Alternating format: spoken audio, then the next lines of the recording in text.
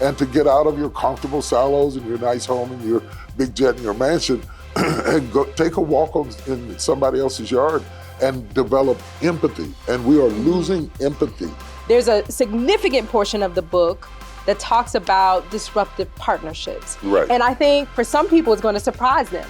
The way you talk about how God will use someone very different than you to help you along your journey. Absolutely. And why it's important to have those folks as strategic partners to help you complete the assignment. We are forever the student. Though we are teaching, though we are leading, though we are preaching, though we are teaching, though we're running a company, though we're running a business, we are still learning. And as long as you keep learning, you can keep leading. You can't lead past where you learn.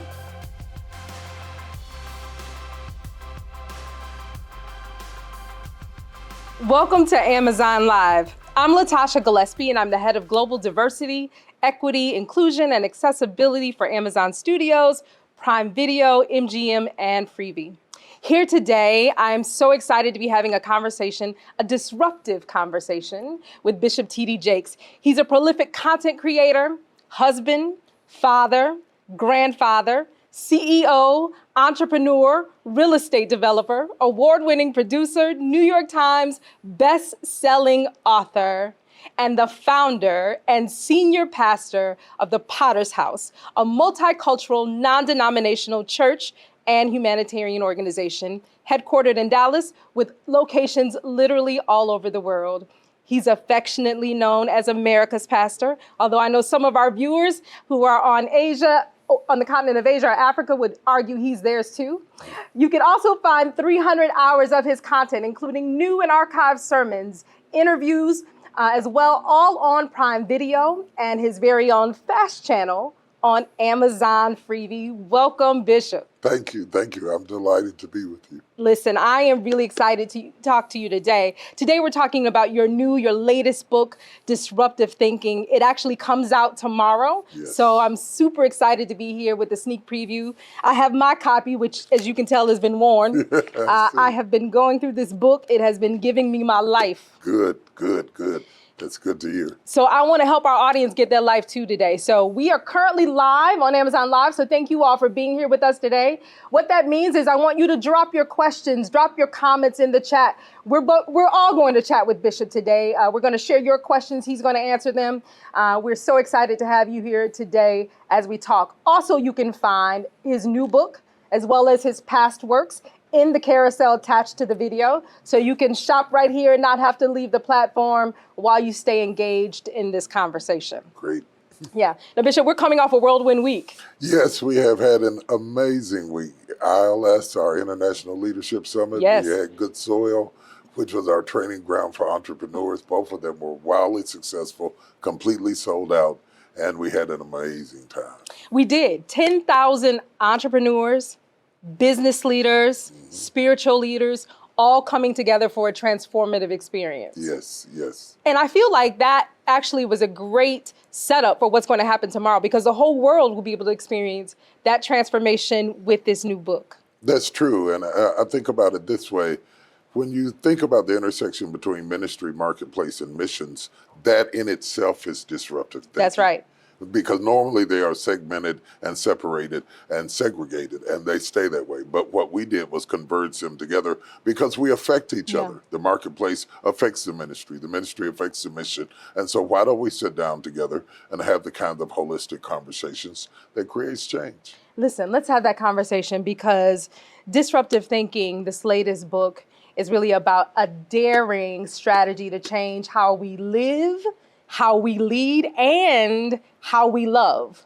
So your book is a call to action for disruptive thinkers, who I love. In the book, you affectionately call us fence leapers. Yes. But it's also for fence dwellers. Yes. It's also for those who enable the fence leapers to lead. It's for parents. It's for spouses. It's for business leaders. Absolutely. It's for faith-based leaders. Right. It's for atheists. Right. It's for Republicans, Democrats, Absolutely. independents, the LGBTQ community. Whoever There's can read. something in this book for everyone. Right. I believe that. Because we're sharing the planet together. We're sharing oxygen oxygen together. We're sharing life together. We're living this life together. We don't have to agree about everything, but there are certain stable things that are necessary to the sustenance of our entire life. And once we begin to understand those major issues and how they affect us, then we won't focus so much on the minor issues and how they separate us. Let me tell you something. This book, first of all, I felt seen reading it. Like, okay, the way I think is not, out of the ordinary, or there are people who think the way I do. There was some times it stepped on my toes. Okay. Right? What I loved about the book is you said, disruptors don't take sides, they take over. Right. These are the folks who are providing solutions rather than joining a debate. That's right. Now, why is that important in this particular time for everyone to understand why it's important to leave those well-worn paths of the past to divinely disrupt the status quo? We have never been more segregated than we are right now, more tribalistic than we are right now, more loyal to labels than we are to common sense. And we need desperately to come out of our silos and find common ground so that we can have a more perfect union as a country, a more perfect world globally. When we begin to think like that, not taking sides, but taking over, and understanding that you are the people that you've been waiting on. You just set me up for my first clip. I want to play a clip. This is actually you in your own words with an excerpt from the book. So in addition to pre-ordering the book, you can also get the book on Audible. And so I want to play this clip for our audience real quick. Your moment has arrived. That final straw shoving you to the disruptive thought that can turn this thing around. Your now is here. You deserve fairness. You've earned peace. You merit fulfillment. The elements you need for your transformation, the disruptive steps you need to take, are already inside of you. They are sitting there waiting. The only thing that can come out of you is what's already in you. I love that. I love that because that invited us all to be disruptive thinkers. Absolutely. Absolutely. And it also validates the fact that there's still hidden treasure down inside of you that if you have the courage to explore rather than to embrace the timidity of living up to how people have assigned you a file, a title, a place, a structure that can become a prison, not a protection. It gives you the courage to leap beyond that and see, what else am I? What else is in me? What else can I do? What else can I bring to the table? And to be disruptive means that you defy description. Listen, and what that also makes me feel like is there's no expiration date on that based on what you just said. Not at all. At all times, because we are forever the student. Though we are teaching, though we are leading, though we are preaching, though we are teaching, though we're running a company, though we're running a business, we are still learning. And as long as you keep learning, you can keep leading. You can't lead past where you learn. Ooh, that was a gem for you. I'm going to repeat that. You can't lead past where you learn. Past where you learn. That was rich. But so whoever that was for, you can just put a thank you in the chat for that. Reading this book, it also felt like there was this sense of urgency behind it. You talk about when change becomes not only desirable, but urgent, urgently necessary. Why do you believe at this particular time in the world, we need this kind of thinking, this disruptive thinking? Well, one, we've been totally destabilized. Yeah. There is no normal to go back to. There isn't. Everybody's waiting to go back to normal. There is no normal. Yeah. Normal has been redefined. It's been a huge paradigm shift. And so while we are in the middle of this transition, we have to be disruptive thinkers or we're going to be lost. Our souls, our hearts, our minds are going to be homeless because we keep trying to find our way back to a place that is burned down. Ooh. COVID, 2 or 3 years of COVID and isolation, and businesses have rethought themselves.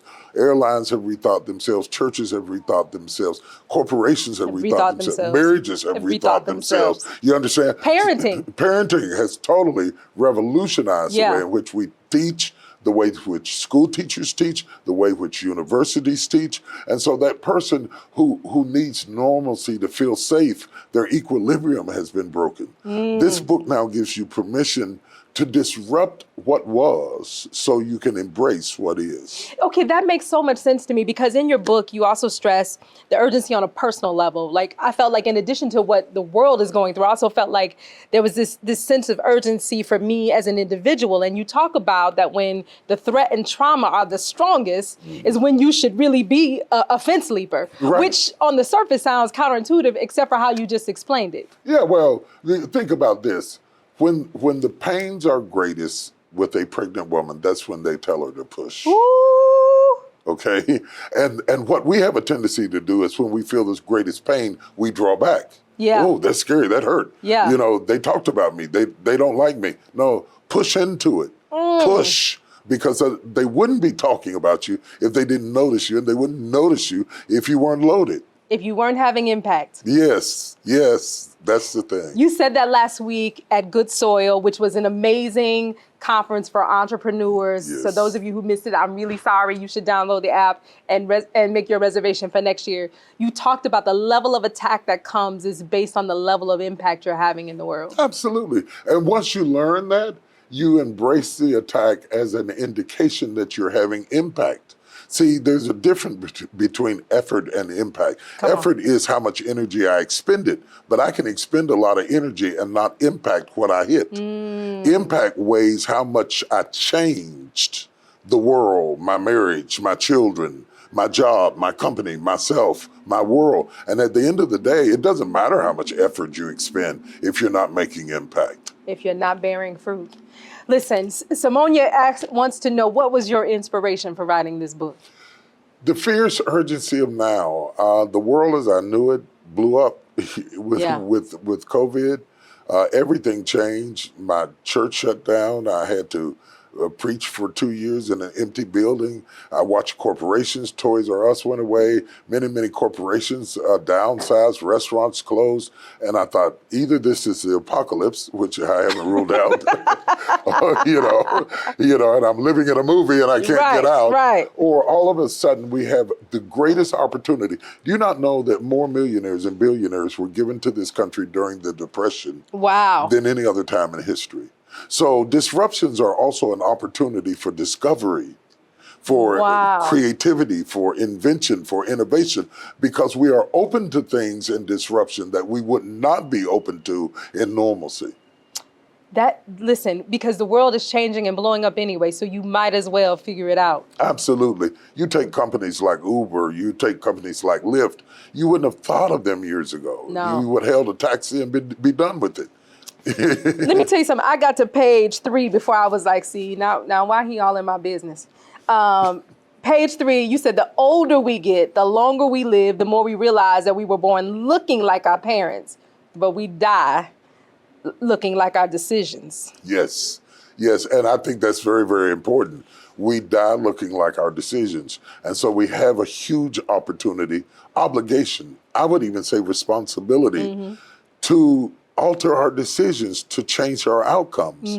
The feeling of being helpless has permeated our society to the point of depression, when in reality, you're going to die looking like your decisions and your choices. If you change your decisions, you can change your outcomes. Yeah. You actually have been a great example of that.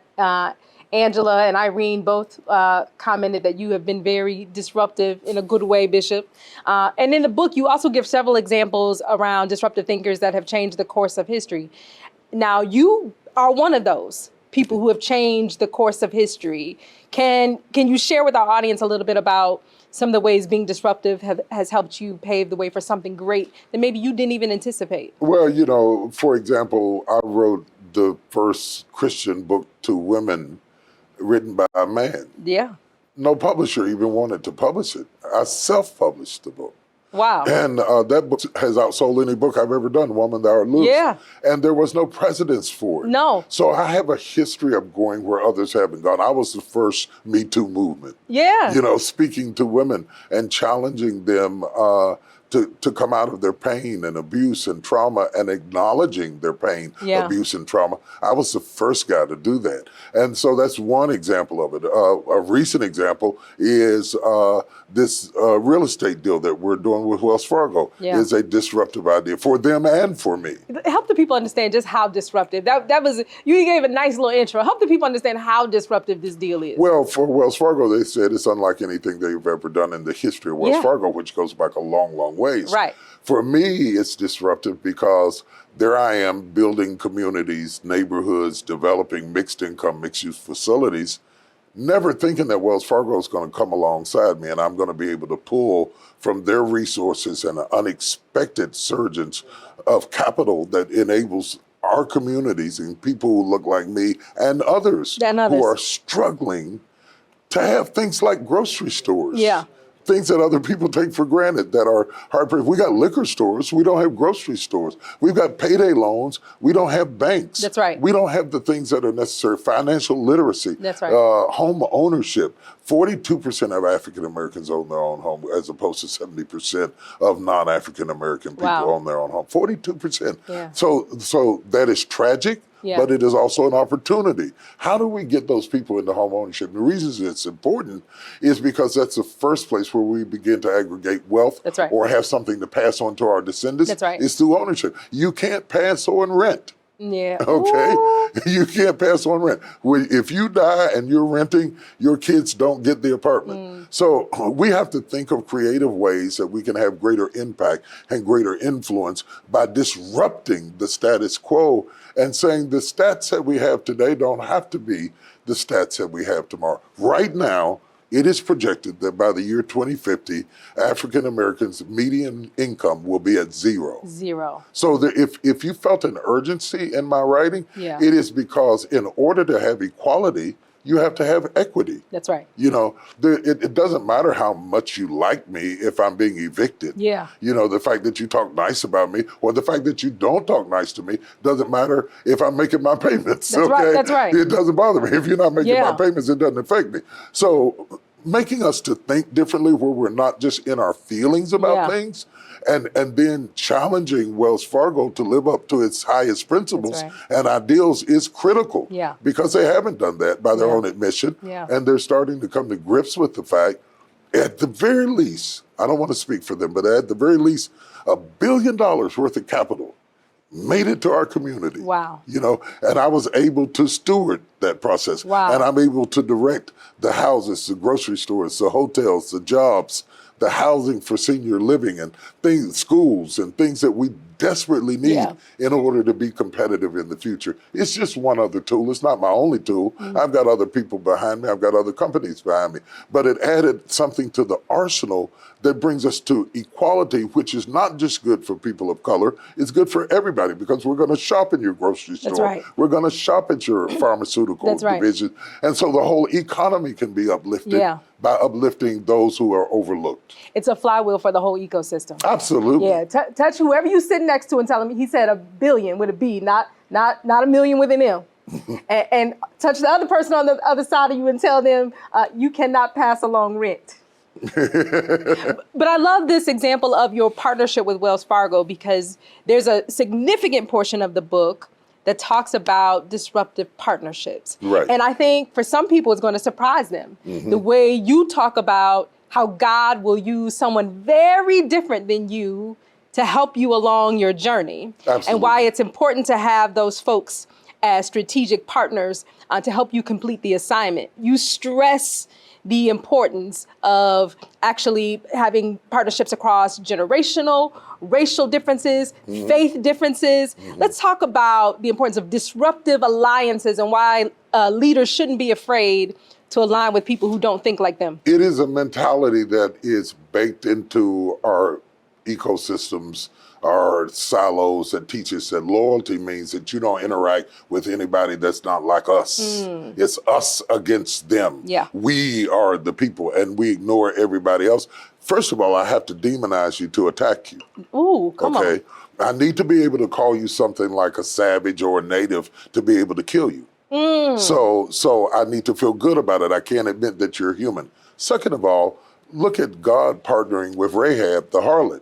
Right. Okay, which provoked all of the possession of the promised land. That's right. Okay, when you start looking at these, look at the civil rights movement, partnering with then President Lyndon B. Johnson, who had gone on the record for saying some terribly racist stuff, Right. but they got the Bill of Rights done because they talked to somebody that they didn't like what they said, but they were able to change what he did. That's right. And so sometimes we are so wounded by what people have said that we don't allow space to change what they did, or don't allow them space to change what they did. Wow. Listen, that's a whole word right there. Yeah, absolutely. If you don't learn that, marriage doesn't work. Forget business. If you can't get past a bad moment, your marriage is not going to work. You're raising your children is not going to work. Yeah. Working with your coworkers is not going to work. Yeah. And the reason a lot of things don't work for us, we can never get over the initial shock of pain. And in the book, I talk about invisible walls that we put up for our dogs to keep them in the backyard and keep them away from the coyotes. I live in Dallas, y'all. Yeah. And keep them away from coyotes and rattlesnakes and all that. I had one dog that stayed in the fence. The other one took the shock of the invisible fence. Honey leaped that fence because she wanted to get out into the wider opportunities that existed. I think there's somebody listening at us right now that's a fence leaper. Yes. And if you're a fence leaper, then the fence is a cage, not a protection. It's a cage. And so you have to begin to understand that if you're going to go into the wild horizons of what's next rather than what's now. Oh, I love that. And we're going to talk about more in depth about, fence leaping and what's on the other side of that. But before we move to that, I want to stay here on these partnerships for just a second, because your book talks a lot about inclusion. Mm-hmm. A lot of times when we talk about diversity, equity, and inclusion, we're usually talking about people in power reaching out to historically marginalized communities. Mm-hmm. But reading your book as a woman and as a woman of color, so I wear two marginalized identities, I felt the onus was on me to reach out to partner with people who are different than me. I love your quote on page 83. Let me find it real quick. It was so good. It was another time you were on my toes. Mm-hmm. I have learned over the years that when all your associates are in your same field, do what you do, and know what you know, the only thing that can be born from the association is repetition, competition, or envy. That's exactly right. You want to adorn yourself. It's like a board. You don't want all accountants on your board. Right. You want some lawyers on your board. You want some people that are public relations specialists on your board. That diversity benefits the whole ecosystem of a corporation. In the same sense, extroverts end up marrying introverts. Yes. We're opposites attract. And so we benefit when we cross-pollinate. Yeah. Nature teaches it better than I ever could. Yeah. Cross-pollination creates fruitfulness. Yeah. So the nectar that makes the peach didn't always come from a peach tree. Yeah. The more the bee buzzes and goes around from flower to flower and brings it back to the peach blossom, the more fruit we are able to see. The peanut was developed through hybrids. There's all kinds of things that happen when we get out of our boxes. And here's the other thing that you alluded to that I think is important. The onus is not always on the oppressed to reach to the oppressor. Mm-hmm. The onus is also on the oppressor to reach to the oppressed. Yes. Because that is disruption too. It has to go both ways. It has to go both ways. And to get out of your comfortable silos and your nice home and your big jet and your mansion and go take a walk in somebody else's yard and develop empathy. And we are losing empathy. Listen, we have lost our ability, I think, to have civil discourse, which is losing a richness, I think, in what has made us so great as a country. Absolutely. Right? Don't even get me started on it. Democracy hangs in the balance of our inability to communicate with our own citizens. Yeah. We used to be afraid of people outside of our country. Now we're afraid of people in our country. We used to be little kids. We would be afraid of grown people. Yeah. Now grown people are afraid of children. Wow. Look at the times that we're living in now. Wow. Suicide rates rising amongst children. Yeah. Epidemic proportions. Yeah. Gun violence like it has never been in the world before, and everybody just makes excuses and argues about the solutions, but nobody makes steps to correct the problem in either direction. In either direction. Yeah. Either direction. This is why I love this book so much. It will help you as a parent. It will help you as a spouse. It will help you as a leader. It will help you lead yourself. And I'm having an amazing conversation, but I also want to make sure that the audience is getting an opportunity to have a conversation. So Angela says, hi, Bishop. I can't wait to read the book. How do you stay positive in such troubling times? Personally, I'm a person of faith, so I draw a lot of strength from my faith. I draw a lot of strength from my family. Yep. And I draw a lot of strength from my own isness. I do not depend on Wait a minute. Say that again. I draw a lot of strength from my own isness. Isness. Yeah. I am who I am, and I have a sense of who I am, and I'm not at the mercy of what you think about me to determine what I think about me. That's isness. Created a Help word, somebody. but it's good. Help somebody. Isness. I love this. Okay. Dominique, thank you for writing in. Dominique wants to know, what is the definition of disruptive thinking? Disruptive thinking is to break out of normatives that are stifling to you. Disruptive thinking is, this is the first computer that was ever made in between your two ears. It is the final frontier of privacy. Once a word escapes my mouth, I'm not sure who will hear it. But once a thought is in my head, that is the birth canal through which your next business, your next job, your next spouse, your next friend comes from the way you think. When we think better, we live better. When we think disruptively, we are not so isolated, insulated, introverted, afraid to come outside. It's a very dangerous thing not to be willing to challenge your old ideas. Yeah. That's what it means in short, to challenge your old ideas, to have a talk with yourself. They're going to think you're crazy, but have a talk with yourself and say, the way I perceived it may not be the way it is. It's just my point of view. It's just my point of view. That doesn't make it a fact. Woo. Listen, that's a great setup I want to play another clip from the book. Bishop, this is you talking about on that same line. I'm not here to set a goal for other people's lives. I'm here to show you how to attain the goal you set for your own life. If you don't like the life you are living, you have the power to change it. It is inside of you. Fix it. Apologize. Say you're sorry. Do whatever it takes. If you don't like it, be complicit in the transformation you are praying for. Listen, you talked about your mind being that last frontier. And you talk about, if you don't like what's in your life, fix it. And there's a lot of viewers out here who I know where they're sitting, because I've sat in that seat where I have been miserable in a job, felt like I was stuck, couldn't get out, right? And I remember a mentor saying to me, well, if you don't like it, leave. Right. And that sounded easy, but it felt hard. Yes, it feels, but feelings are just that. They're feelings. They're not facts. That's right. Okay, so the fact that I feel afraid, or that I feel alone, or that I feel isolated doesn't mean that I am. Climb across all of that and discover what's beyond how you feel about it, because feelings don't last. Whatever you're feeling today, you're not going to feel it next week. That's true. And I think I love how you liken it to, in the book, you talk about, it's really a birthing process all over again, but it's really about understanding that we have receipts. Right. So when we get to that hard part in our life, sometimes it's just about remembering, I've done harder things. Right. Right? Right. If you're a woman and have given birth, that was harder. If you buried a parent, that was harder. Say it. Right. Anything in life is receipts that lets you know that you are capable of doing the next hard thing. It's so funny you bring that up, because when my mother died, and I was 40 years old at the time, it was a very difficult season, as it is for most people when they lose their parent. When I got to the other side of it, I realized, if I can survive that, I can survive you leaving.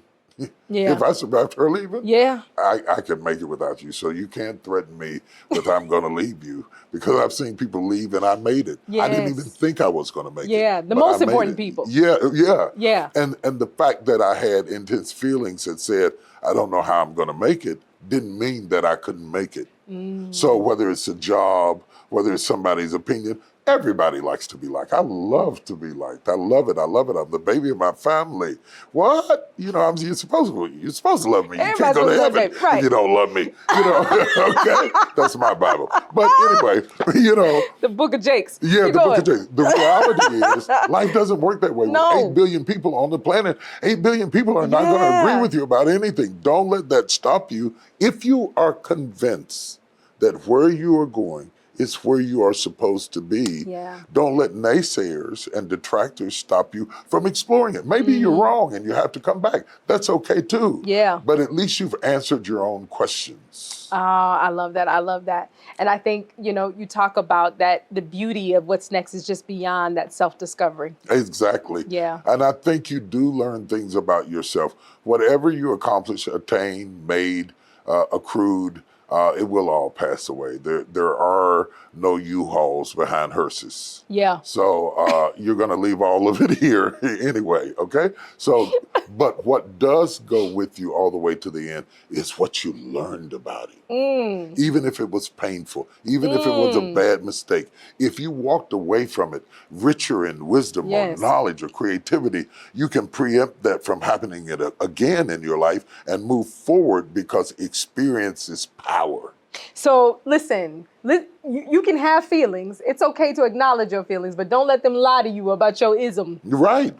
I am who I am. I'm not how I feel. How I feel fluctuates every day. Yeah. But I wake up in the morning not asking myself just how do I feel, but who am I? And how do I present who I am before this world today in a way that leaves a contribution that outlives me and outlasts me. Yeah. You know? Yeah, I do. I do know.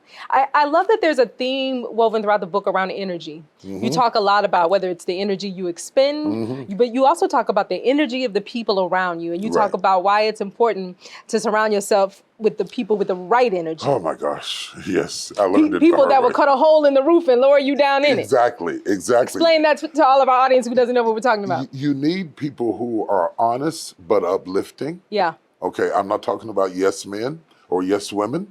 I want to hear the truth, but there's a difference between constructive and destructive criticism. Yep.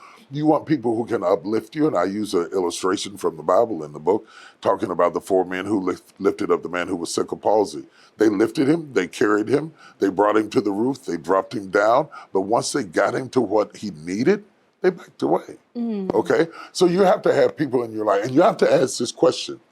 Is this relationship lifting me or pulling me down? Ooh.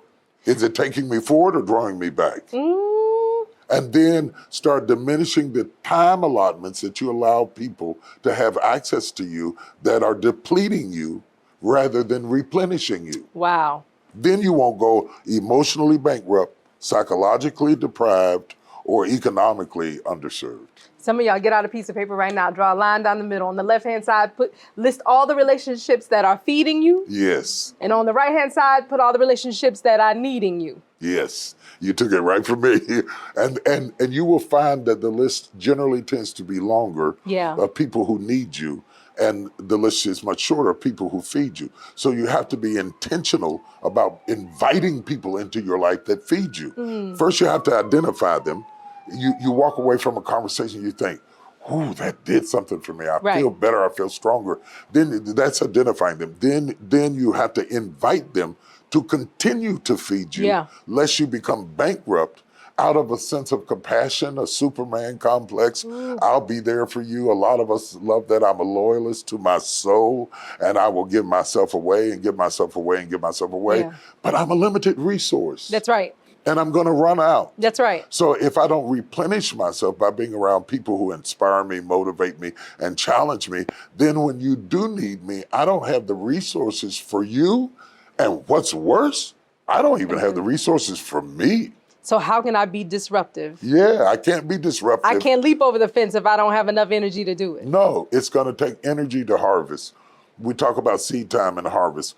There's more work in the harvest than there is in the planting. Yeah. And so when you come into a harvest season in your life, you need the physicalities, the energies, the intellect, the intelligence, the emotional intelligence to be able to, you'd be surprised how many people wrecked opportunities, lost jobs they should have kept, went out of business too soon, walked away from relationships they could have stayed in because they lacked the energy to harvest. Wow. They have a proclivity to sow in seeds, but they don't know how to harvest and benefit from the seeds they sow. Come on, everybody do an energy check. Do an energy check. Do you have enough energy for your harvest? Yes. I love this. That's so important. This is so rich. Yeah. You also talk about, though, once we leap over the fence, sometimes we land in rooms where the energy is different. And as a disruptor, we should embrace that, even if it feels like a foreign land, even if we're immigrants in this new territory. Verbatim. You are going to be an immigrant in what's next. Yeah. You're going to give up some power. When you count to 10, you've gone as far as you can go. Yeah. When you go to 11, that's the ability to be at 1 again. Yeah. To 21 is the ability to be at 1 again. And so you have to start again. Don't go to 11 expecting to be treated like 10. Because you have gone into a new dimension. A new dimension. And at that new dimension, you've got to go back to 1 again, though it's at a higher level. Yeah. You still have to, you want to walk into rooms that make you feel stupid. You want to walk into rooms where the people are so smart that you're scared to say anything. You want to walk into rooms where you have to be an observer because that's the only way you can grow. Yes. Listen, I love this because you talk about that in the book, and you also talk about, the tuition cost. Yes. Right? Yes. You talk about the cost of being a disruptor, to being in these rooms that, and it's important that we also understand it. We go in it with our minds and our eyes open about it. And you talk about you can't be a disruptive thinker, right, while you're still trying to placate folks from your past or trying to negotiate with people who define you by their description of you. How do disruptors not get delayed by these distractions? First of all, I grew up in a little raggedy house on the side of the hill in West Virginia. They finally put a bedroom upstairs in the attic for my brother and I to have the same room and separate from my sister, which was a great idea. I love you, Jackie. Humble beginnings. Yeah, very humble beginnings. When we walked up the steps every night, what I learned, it's not the step you step onto that creaks. It's the one you step away from. It's the one, when you pull your body weight off of where you were, that step creaks. So people hate you when you leave. Bishop, I'm gonna throw my book.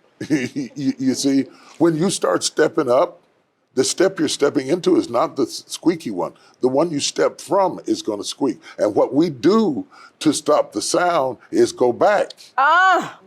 Okay? But what I'm challenging you is to let the squeak happen. Come on, audience, let the squeak happen. Keep going up the steps. Let the squeak happen. Absolutely. We are trying to manage things that are not manageable and that are not fruitful, even if you do manage them. If you succeed at changing the mind of your detractor, what is the prize that you get? There is no reward for them thinking differently about you, okay? What the reward comes from is when you make progress and go after what you're trying to go, whether what you're trying to go toward, maybe just trying to raise your child, maybe just trying to have a good marriage, maybe just trying to get your business all off the things ground. which are disruptive. Yeah, all things which are disruptive, Yeah. completely disruptive. Anybody who's parented knows that's disruptive, Yes. okay? Anybody who's ever been married knows that's disruptive. You take a job, you're not there to make friends. You're there to perform a service. Yeah. Stop trying to feel like everybody in the office has to be your friend. And then you confide in them. Then you get angry with them because they divulge what you confided. You gave them the gun they shot you with. Understanding distinctions between relationships are critical so that you don't over-expect from people who underperform. Ooh.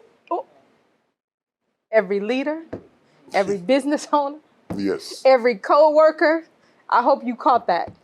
Now listen, that doesn't negate from, sometimes we jump over these fences and the pain is real. Sometimes we leap over a fence and break a leg. Yes. How do we make sure that we have the discernment to know if we missed the mark or these are just growing pains? They are growing pains. I mean, anytime you jump over the fence, there's going to be pain, whether it's emotional pain, whether it's detractors, whether it's going to be learning pains, there's going to be pain. No pain is wasted. Every pain you've been through. The funny thing I learned about pain is my wife had a surgery. The doctor came out and told us the surgery was successful. Yeah. I wanted to walk in there and see her sitting up grinning. Oh no, she's out like this. She's in pain. The pain doesn't mean that the surgery wasn't successful. The pain doesn't mean that she isn't healing. The pain, and sometimes we embrace the pain as a sign that we failed. No, there's pain in healing. There's pain in recovery. Wow. There's pain in staying married. There's pain in getting divorced. Yeah. Either way you go, There's pain. there's going to be some pain. Yeah. You know, if your parents live a long time, there's going to be pain. If they don't, there's going to be pain. Yeah. So we cannot allow our fear of pain to diminish our desire to go forward. Yeah. Bishop, I can't argue with anything you said except for one point. And that's when Mama Sarita is laid up. I'm sure it's more dignified. Just saying. Trust me, she was in pain. She is dignified. She's a very classy lady. She's a classy lady. I have to give you that. Yes. But she was in pain, and it was terrible pain, but she was getting better. Yes. Don't healing. let the pain make you think that you're not getting better. Don't let the pain make you think you're not getting better. Haley wants to know, what's the toughest pain you've been through? Oh my God. Was it the loss of your mother? That would be high ranking. That would be pretty high ranking. The loss of my father would have been very high ranking. Because that was at 16. Yeah, 16 years old, I buried my father in Mississippi. That was a very difficult, life-changing moment for me. It's hard to really find the greatest pain because life will bring continual pain. There will be sunshine and there will be rain. And the one thing that you can know for sure is that pain will visit from time to time. But as it comes, always look for the gift in it. Because somewhere in the hurt of it, there's always a gift from it. And you can choose to focus on the hurt of it, or you can pull the gift out of it. If it's nothing but experience, if it's nothing but more discernment, there's always a gift in it. You, sir, are a gift. Oh, thank This you. book has been a gift. That's what I wanted to be. Yes, I'm not apologizing for the fact that I have worn this book You ragged. really do. It's got all kinds. It looks like a rainbow coalition. Listen, all 'cause the different. some highlights are for me as Latasha, the professional leader. Some highlights are for Latasha, the wife of 25 years, Latasha, the mother. So I had to color code it so I knew which see. Latasha I was talking to when I read the book. The book is so good. AJ wants to know, Bishop, are you going to do a book tour? I'm on it now. Yeah, I'm on it right now. So I'm on a book tour. I'm not going around doing a book signing. Okay. But I am going around getting the word out because you can't make the decision if I don't make it available to you. So this is an opportunity, and thank you again for having me on this huge platform to expose people that the kind of messages that we need to hear it in the gym, we need to hear it in our headsets, we need to have it by our bedside, because we can't all go to counseling. That's right. Okay, but this, for me, this is counseling in a bag. Yeah. You know, it's counseling I can carry with me to the beach. I can read it in a taxi. Yeah. You know, and feeding my mind, because I don't always get to sit with mighty thinkers. Yes. To read mighty thinkers is the great inheritance of mentorship. Yeah. Because all I can give you is what I have experienced. That's right. That's all I have to offer. But I love that you were also generous in the book and that you also shared some of the folks who have shaped you. You shared quotes from them, Yes. passages that made me want to go read Right. what else that they wrote. So Right. thank you for that. Yes. You said something that just reminded me around parenting a disruptive thinker. Well, we have a tendency to think that the child is being destructive because you gave me lines and told me to color in them. Yeah, Well, maybe I'm an architect and I want to draw my own lines. that's right. You have to watch your children closely to see what they are naturally endowed with and that you don't stifle that, but put them in environments for them to be productive. And sometimes just because they didn't follow the rules might not be a sign that they are destructive. It might be that they're a leader. Yeah. Maybe they make the rules. Maybe they change. My youngest son told me, he said, let's play Batman and Robin. I said, okay, let's play Batman and Robin. He said, you're Robin, I'm Batman. I thought, Lord Jesus, what's wrong with this movie? But you know what that was telling me? At an early age, at 10 years old, he thinks of himself as a leader. That's amazing. Yeah, and that's not a bad thing. No. So why would I try to punish him Yeah. from wanting to be Batman? Yeah. You know, now, I didn't want to be Robin, but you know, sometimes you got to suffer it to be so. Sometimes you gotta suffer. Yeah. Yeah. Yolanda wants to know, how do you begin to see yourself as an entrepreneur if you've never seen that before? Baby steps. Don't quit your job and start a business and you don't know what you're doing. Read books about it. Get informed about it. Try it as a hobby. Do it on the side. Let it gain momentum. Let it grow like an embryo grows in the womb. When it's time to be birthed, you're going to feel it. It's going to consume so much of you that the only thing you can do is deliver it. Ooh, come on, that's good. Cecilia wanted to know, what is your advice on how to get out of your own head? I want to answer that. Get the book. Yeah. If you want to get out of your own head, Cecilia, get this book. Yes. It will help you set yourself free. Yes. Yeah. Yes. And the other thing I would add to that, change the narrative that you're telling yourself. You're not talking to yourself the right way. The things that you're saying to yourself, you become the warden of your own prison. Yeah. Because your mind only thinks what you said to it. So if you change the language so that you speak to yourself, I'm ugly, I'm fat, I'm too old, it's too late, I'm stupid, I have regrets, da da da da. Change the narrative. Yeah. And start feeding yourself something that says, I survived it, I made it, That's I'm right. still here. It's why I wear this white beard. I dyed it at first.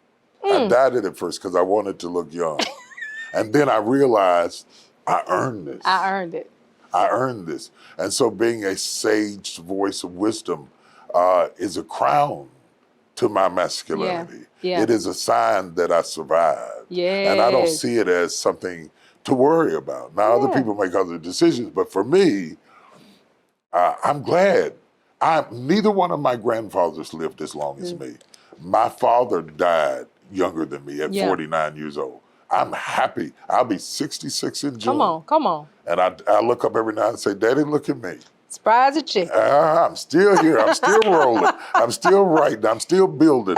I'm still building off the things you taught me That's in right. the shadows. Yeah. I now manifest them in the light. Because some of the greatest things that we give to our children, we don't get to see in our lifetime. That's right.